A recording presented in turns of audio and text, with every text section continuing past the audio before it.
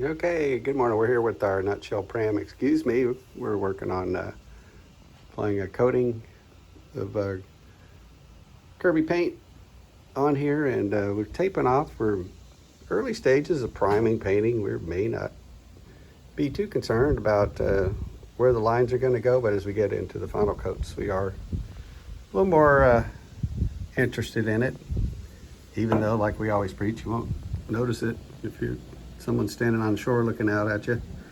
But these products make it easy to, you're going to tape anyway, so you can make a choice to bump up the quality of tape a little bit.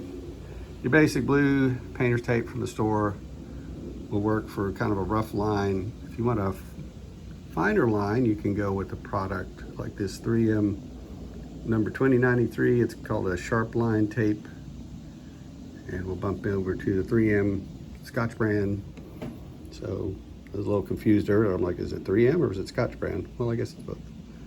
Go with the 218, which is also a fine line, and that's what's on the here between the bottom and the side. So it goes on, then you come behind it, and you want to rub it down to make sure it's sealed. So the paint doesn't go underneath. Yep, there goes the lights. Okay, well, it's mood lighting in the boat works today with the motion sensor. Guess it thinks I'm not here. And then we've got this little light purple or purple colored 3M, and it is a delicate surface tape. And we got some of our tape tips from Jeff at, I hope I wasn't saying his name right, Geoff at $2 Boat Works. Some of the fine work he does building a lot of boats up there. I believe he mentioned delicate surface if your paint's, maybe not totally cured yet and you don't want to put some tape on, and then when you pull it off, paint comes off with it. So there's applications for this too. So it's all a full disclaimer, do your research, but you can kind of start narrowing it down in the tape world with some of these tapes. We're using them, we like them. Didn't really notice yesterday. I just grabbed the blue and thought, I'm just putting on the first coat. It can be just cheapo blue tape, but I actually grabbed this fine line tape and was looking at it this morning and go, man, that cheapo blue tape sure did make a nice fine line. And then as I got to looking at the roll of tape again, I'm like, oh, it's because this is the Sharp line. The difference being the little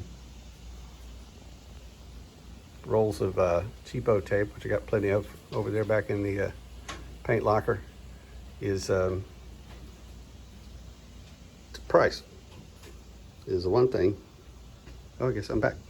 So if budget's an issue, you don't need fine lines, then go with the least expensive Scotch blue is what we like. Lowe's, Home Depot, etc. So we haven't really tried other brands, so can't tell you about them. So today we're and if I'm remembering right, spin you back up, that kind of light brown, whatever color that is to you. The one in the middle, I think the blue Scotch is probably lowest priced out of this, and then the Scotch brand, the 218 is the number on it, is kind of in the mid-range, and then I believe this delicate surface bumps it up a little more. But that's the cool thing about small boats. You don't need a lot of it. So we're doing the 3M down here. Doesn't really matter. We're just kind of making this video for folks that are looking for options. This gunnel is still kind of rough on the bottom, so there's some little divots where paint's going to go in there, and then there's going to be varnish here. Trying to keep most of the paint when the boat's flipped back right side up, or if you're looking at it, you're not going, wow, the paint bled up on the side where the varnish is. So once again, if you have folks that are noticing stuff like that, then we suggest finding different folks, because no one needs that kind of negativity around a small boat.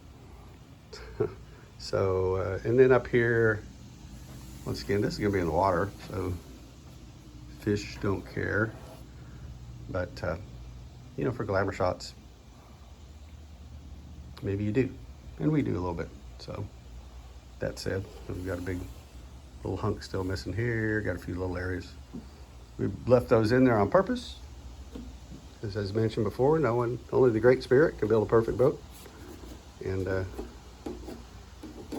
we don't want to insult them by trying to do that. It's always interesting comment about, no two boats are alike, even the best builders out there. You get two of their boats that came off the line, one right after the other, and there's going to be differences. When you start drilling down into millimeters or milli-inches, then you're going to find, this beam is 4.7832 milli-inches, and the other beam on this next one is 4.7832.79 milli-inches. So each boat's unique, and then along those lines, make that boat your own. You want to put a Navy Jolly Roger paint scheme on it, or a World War II Stearman, or you want to paint your canoe with World War II Flying Tigers paint scheme, or just go for it and do it, especially if you're restoring an old crusty boat that nobody else really cared about. You can make them shine. So what we're going to do is get ready to put on this second coat of Kirby paint, topside, marine topside. It's colors Maynard Bray Off-White. I think we got fantastic coverage with the first coat with 2 coats of primer underneath. But you can see where there's some, obviously our pro painters out there can see where it's thinner and lighter in other areas. Now the question now is whether to sand or not.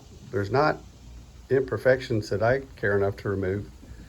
The paint is still a little soft. I could dent it with my thumbnail. Is whether to sand or not. I don't have to. But one tip, not sure if I'm going to do that, is to take, very fine grit, maybe a 320 or something, and where it's glossy, come in and you just go across it, and you get some little fine scratches that dull a little bit. And that'll do 2 things. That'll add a little bit of tiny hills and valleys for the next batch to soak into and grab onto. And it will also help guide you from where, okay, it's kind of dull here, I put paint on, it's shiny again. And as you go further back, you can look down your plank and see if you've missed a spot, because it's like, there's a little dull patch right there. If it's all shiny and I'm putting shiny on top of it, it's hard to see where you got it on and what you might have missed. It's called a painter's holiday. So that'll help you identify holidays while you're going around because I guess the paint took a holiday from that spot. That'll help you identify those kind of areas. So you may go ahead and do that, even though we start to get impatient at this stage. You go, okay, just get it painted so it can dry, and we can go drag it down the beach on the rocks. So that's what we're getting ready to do, and we hope y'all having a great day. We'll be back with you later with some more just very